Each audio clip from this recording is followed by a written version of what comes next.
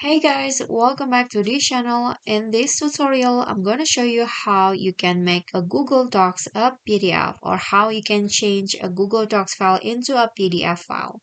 So here I've already opened my Google Docs file. So there are so many files, and let's say I want to make this file into a PDF. So you need to open the file first. Click on a file.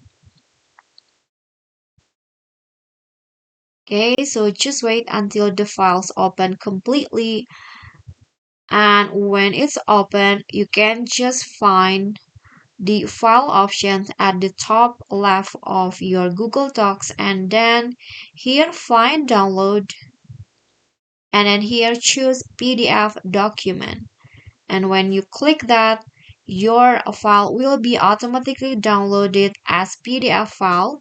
So if you want to let's say you want to make it available in online, you can just upload this file into your Google Drive. Okay, so that's very easy if you want to make a Google Docs into a PDF. So that's all from me. If you enjoy a video, please give me a like and smash that subscribe button down there. And also don't forget to leave a comment. That's all from me. Thank you guys so much for watching. Bye.